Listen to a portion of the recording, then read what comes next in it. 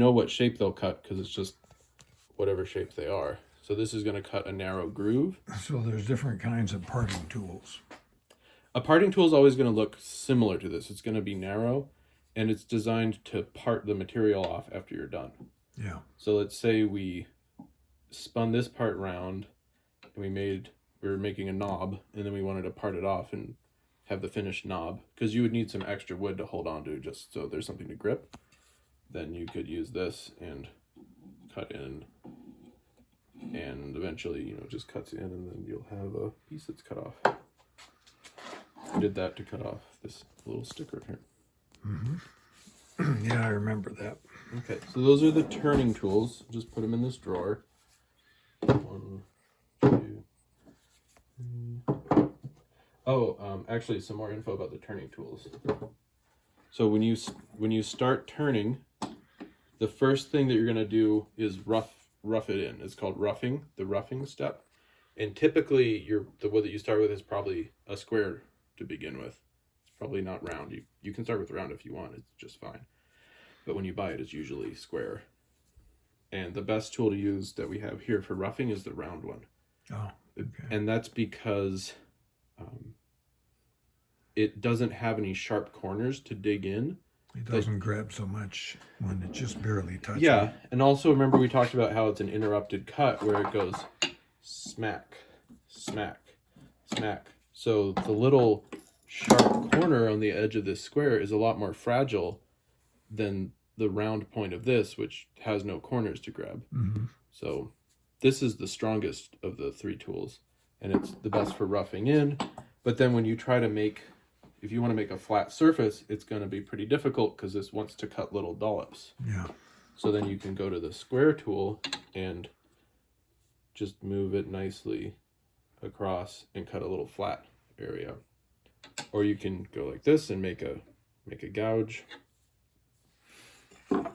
And then this diamond shaped tool that you get in and do some detail work, and it's really good for cutting like a transitional shape where it reduces from one diameter to another smoothly, because you can go like this and hold it and arc around, and it'll just cut that shape into the wood. Mm-hmm. Holding wise, number 1, make sure your hand's not going to get hit by the chuck. There's a lot of metal moving here pretty fast, and if you're not paying attention to it, once it's spinning, you can't necessarily see exactly what's sticking out there. So always nice to do a check, especially when you're getting used to it. Maybe if you're going to switch tools, even if you're not sure, just like you can always turn the lathe off. Like you can stop whenever you want and then pick back up. It's not like it needs you to keep going. Yeah. So you can always turn it off and check, if I go up here, am I going to smack my finger? Because there's sharp corners and, you know, you could get your finger caught in there. So that's the biggest danger, is just like hitting yourself on the chuck. Usually, you know, it's probably not too bad, but that's the main thing to watch out for. And then in terms of holding the tool, you want to get this tool rest reasonably close, because the farther back we are, the more leverage the wood has to fight you. So if we were all the way back here, the wood can really push on my tool. Whereas if we're up here, I have all this control. So it's just, you know, it's just a lever. So the shorter the end is here, the harder it has to work to fight you, and you'll have more control. Your left hand is mainly just holding it there, or whichever. You tend to put your left hand here because the headstock's there, and it's a little bit awkward to do it the other way around. So even left-handed people would probably go like this, because the lathes are always built basically for right-handed people. But your left hand is mainly there to hold the tool, and then your right hand steers it. This has a nice scoop that you can kind of push your hand into, and then use your thumb to clamp it down. And people, they hold the tools different ways. As long as you keep your hand behind this thing, you know you're going to be safe to not get it hit, because this will protect you should you accidentally put it too close. If you're here, you're still safe because this is blocking the thing. Mm-hmm. Don't don't go like this. Yeah. Yeah. Don't stick your finger up there. So this would be really bad because now my finger's between a piece of metal and a piece of metal.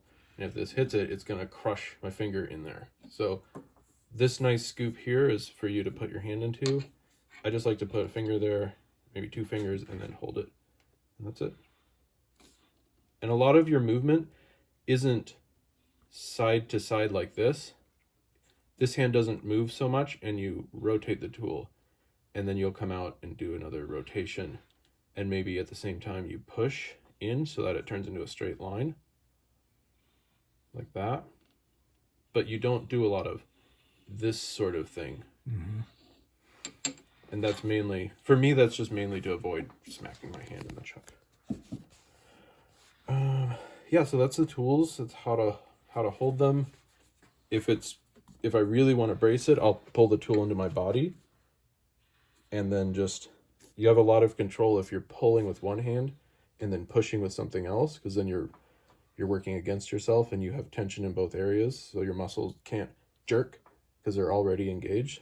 So a lot of the time, if I'm roughing and it's going to hit the tool pretty hard, I'll hold the tool with my left hand. I'll actually be pulling with my right hand into my body, and then I'll control the tool by leaning my body in. Mm-hmm. And when you do that, you have a really solid control. And then when this pushes back, it just goes into your body. You know, it's like a rifle sort of thing. Like you pull it into yourself, and then you're resisting, and that's where the control comes from. So yeah, so that's the tools. And the Torx wrench for taking the bits out, and the parting tool for either making little grooves or for cutting it off after you're done. And then we did the 4-jaw chuck, we did the tailstock. I'll show you some of the other stuff.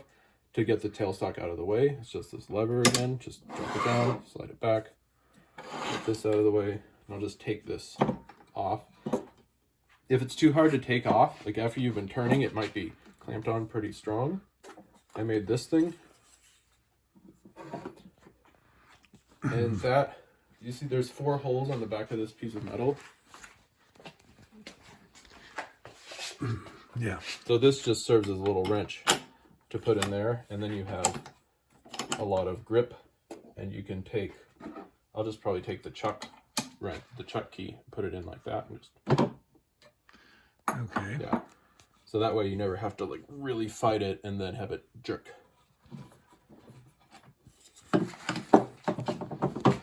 This just unscrews. There's all kinds of things you can buy that'll screw onto these. It's a standard thread.